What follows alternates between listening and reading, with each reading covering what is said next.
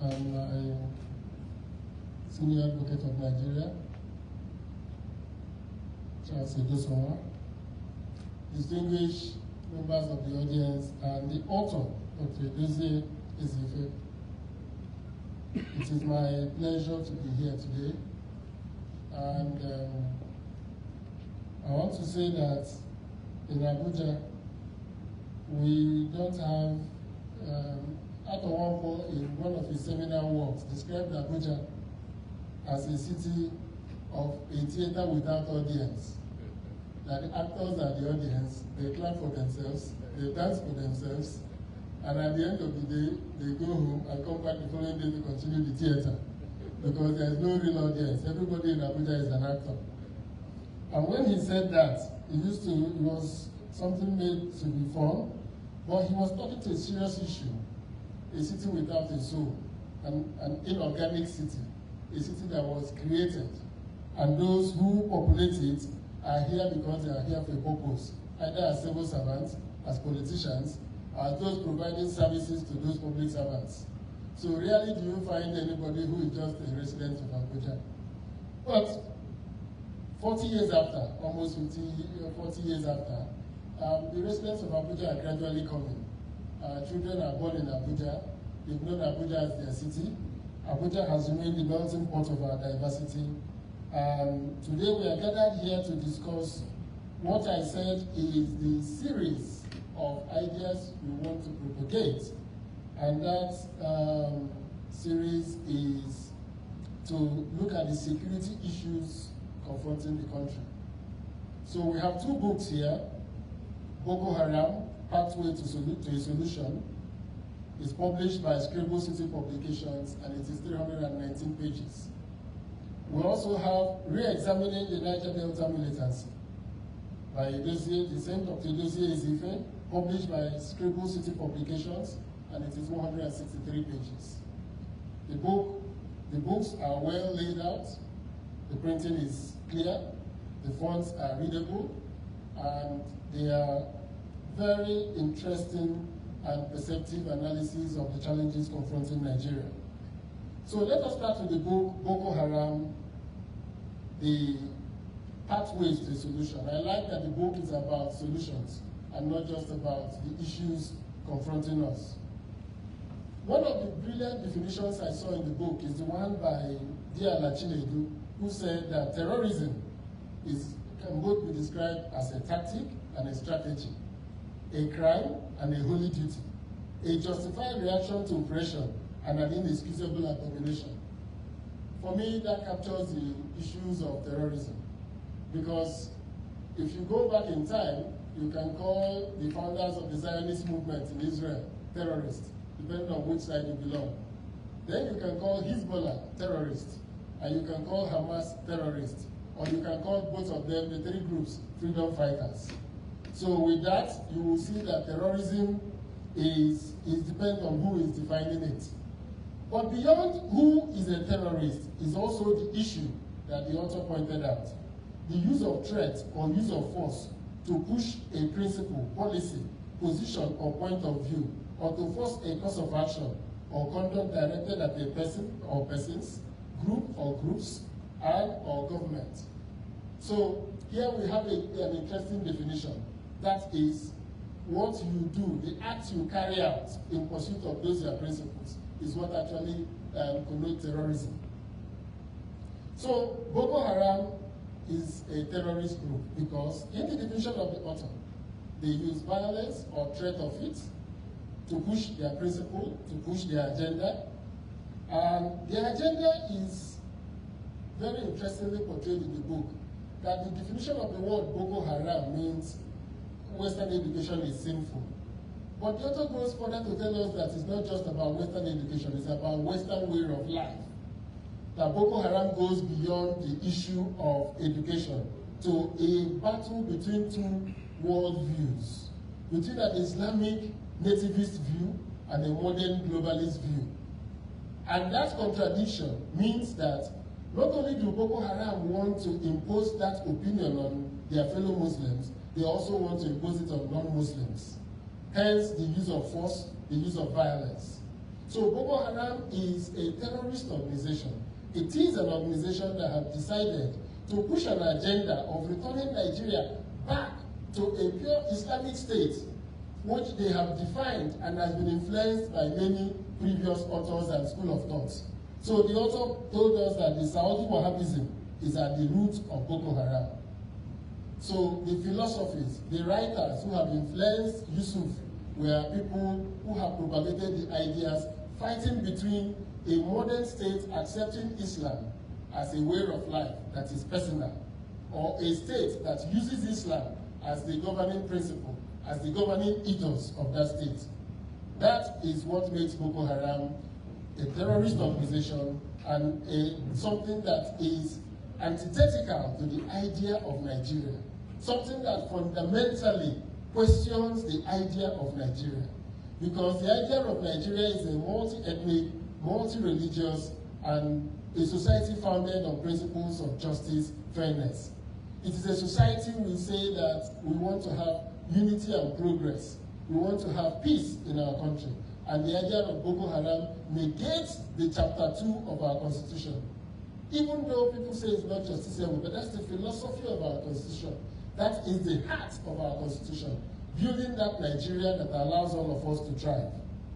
So the tendency to underestimate the strength, the philosophical underpinning and military strength of this sect of Boko Haram is the reason they continue to be on the ascendancy, even in the face of full-blown military attack from the Nigerian army. So Nigeria's security system, Nigeria's academics, and Nigeria's philosophers have failed in understanding the philosophical underpinning, the strong ideology that is driving Boko Haram, which is why from 2011 to 2022, we are still at war with Boko Haram. That war has not ended and has no clear, definable end, because it is a philosophy, it is a way of life that intends to impose itself on others. So first, it wants to impose itself on Muslims who are moderates. They say those who are moderates, those who imbibe the culture of Western education, of Western way of life, as the modern forms of government are evil.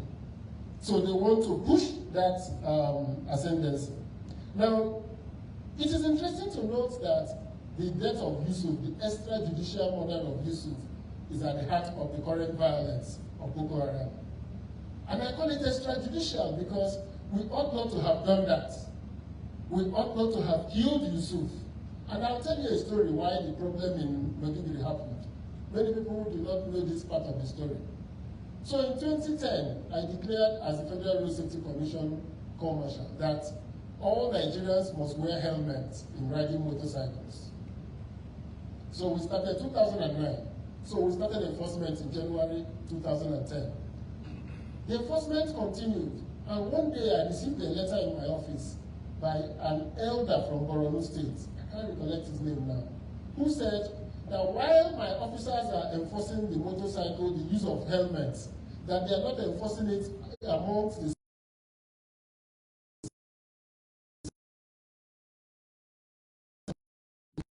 helmets. So I called sector commander in Maiduguri and I said, why are you allowing that sector, those people not to wear helmets?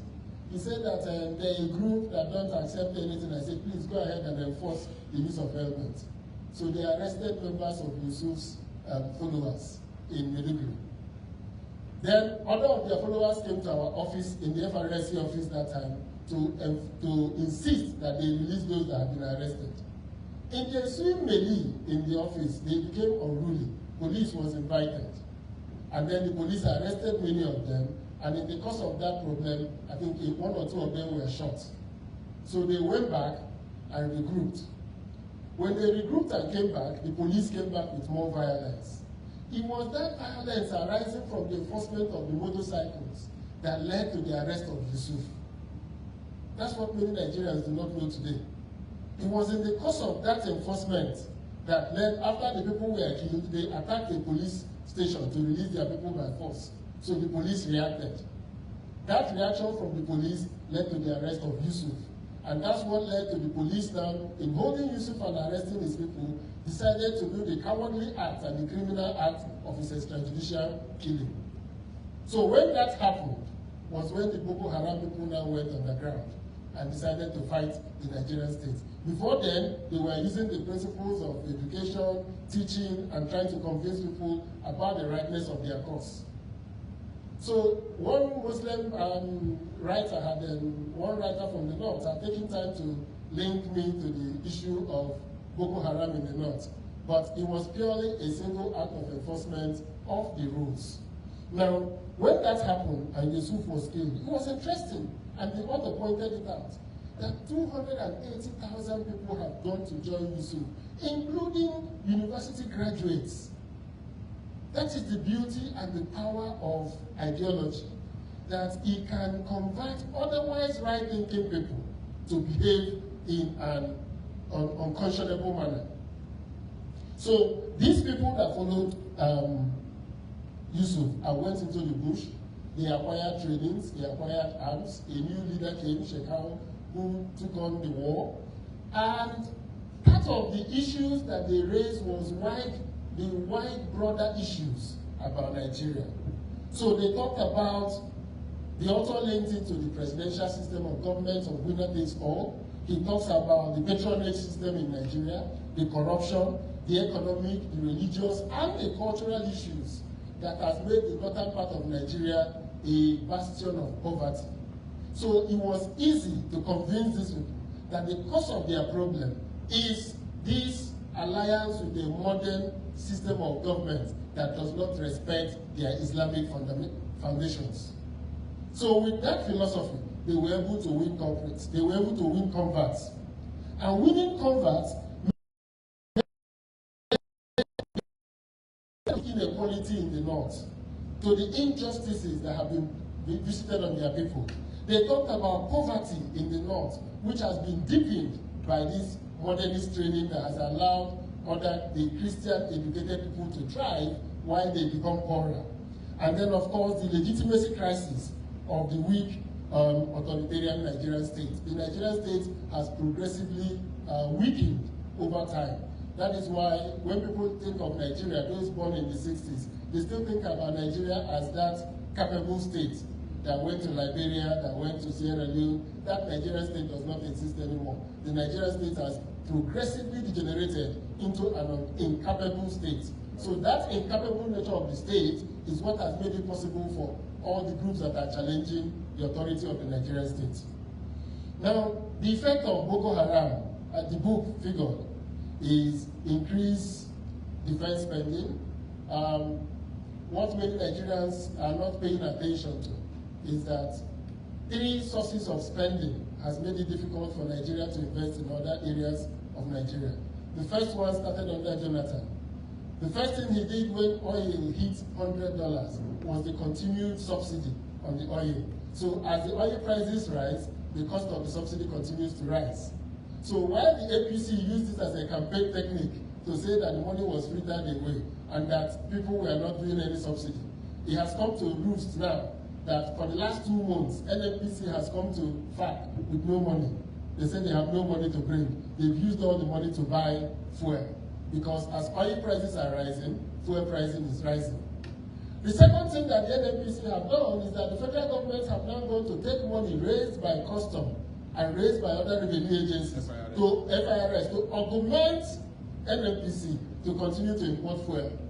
Meanwhile, the quantity of fuel consumed in Nigeria has continued to rise astronomically, because fuel is 600 naira in Niger, fuel is 600 naira in Ghana, in Togo, and in Chad. So if you take 1 trailer of fuel and cross our border, it is 4 times your money. Then you are doubling your money. So there is a big trade going on in the subsidy of West African fuel markets. So that means that fuel subsidy, together with the increased spending by the military in the Northeast. Now, if you put those 2 spendings together, you will see that the government will really have no money to do any other thing. So the funding of the military in 2012-13, which has continued to 2021-22, the continued funding of the fuel subsidy, and now the increased subsidy on the foreign exchange. So the federal government sells 415 naira to you, you use it and import air conditioners, you import whatever you do. When you come into Nigeria, you sell it at the exchange rate of 600 naira. because that's what the market is dealing with. So selling it at 600 naira means that at that 415 naira, you've already gotten a 185 naira subsidy on the dollar. So the federal government is broke. The federal government cannot go forward because of the subsidies, now including electricity subsidy, which is also consuming so much money. So if you put these three things together, the author finds out that the impact on the economy, there has been capital flight, there has been lower food production in the northeast and most parts of Nigeria, infrastructure decay, education, lack of education, and more importantly, the number of out-of-school children in the northeast has increased dramatically. And then, of course, negative international image. Now, he went ahead to propose some solutions. Some of the solutions he reviewed, including the kitchen sink approach, the economic revitalization approach, the class approach, the coercive and conciliatory approach, the education approach, and the opportunity cost approach. All these approaches are based on very intelligent and intellectually sound academic foundation. And then he proposed that we should politically restructure Nigeria, rebuild state capacity, increase state legitimacy, retool Nigerians' policing and security apparatus, and stop the babysitting service that the police has turned into. I like that phrase. The Nigerian police has become a babysitting service. All big men now have police following them, carrying the bags of their wives and babysitting us. So he said there should be dialogue and other non-violent avenues for conflict resolution. Now, so we will have to restructure the Nigerian state. We have to do good governance structuring. There is the absence of good governance, corruption, fight corruption, non-violent channels of entertaining dissent, empower law enforcement agencies, increase the coercive capacity of the Nigerian state, and then, of course, economic and infrastructural development, and finally, secure our borders. So the author has listed out options for the Nigerian state to follow to deal with this, the challenge of Boko Haram. And those challenges are dire, are stark. The Nigerian state needs to end this war. The Boko Haram needs to be either vanquished or we will do what has happened in the Niger Delta. So that takes us to the Niger Delta. The solutions he's offering for the book, Re-examining the Niger Delta Militancy. The Niger Delta Militancy, he traces the origin back to Adakaboro and talks about the death of Kensaro Wiwa and the Ogoni 8, and that ended what he called the non-violent agitations in the Niger Delta. So the militarization of the Niger Delta occurred because of the killing of Kensaro Wiwa and the Ogoni 8. That led to the increased agitation we saw against the oil companies, the TNCs, the transnational corporations, and increasingly against the what I will call the efforts to blacklist Nigeria as a country that is environmentally degrading an area of Nigeria. But he says that, the author says that the 1969 Petroleum Act is at the heart of the crisis in Nigeria.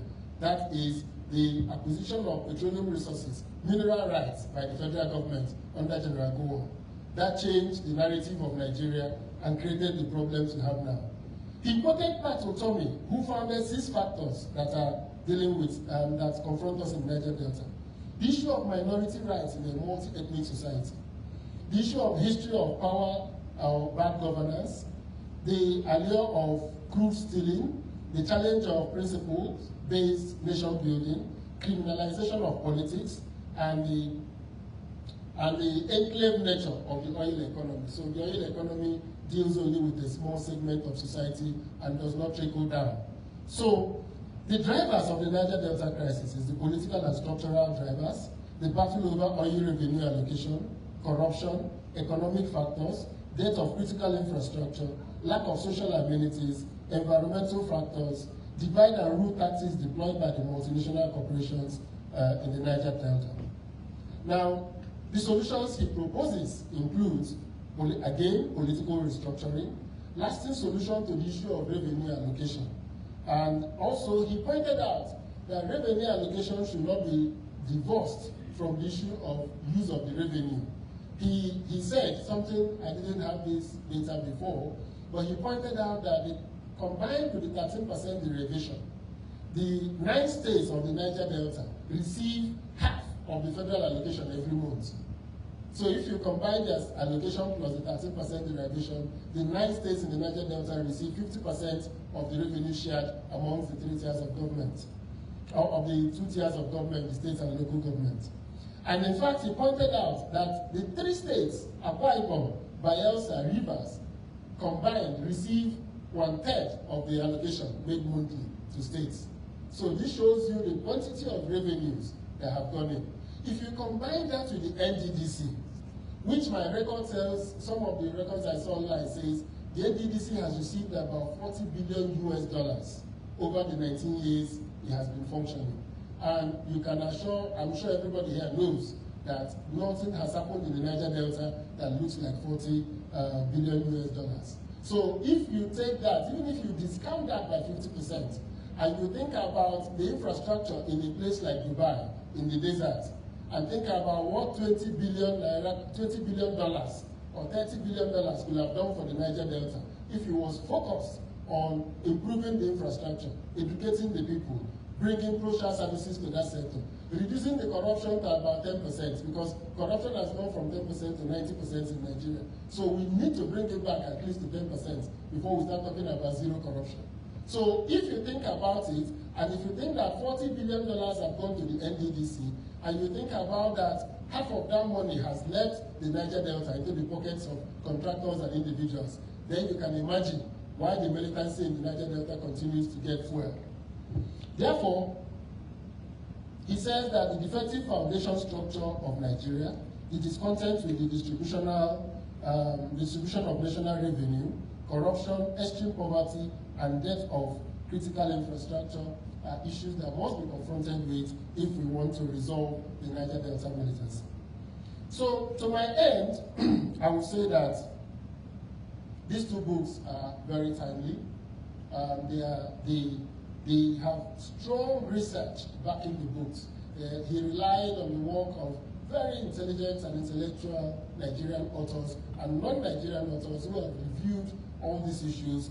Building on their research work, he created a framework for us to make progress in Nigeria.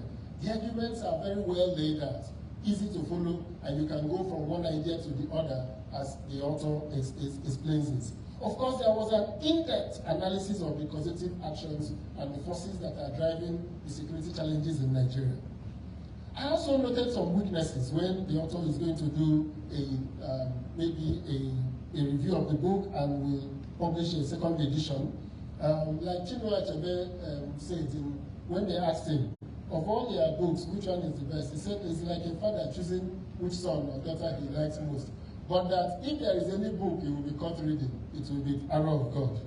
And you know, I'm a particular lover of Arrow of God, so I always quote that to say to people who love things fall apart, that even Chinua Achebe would prefer Arrow of God.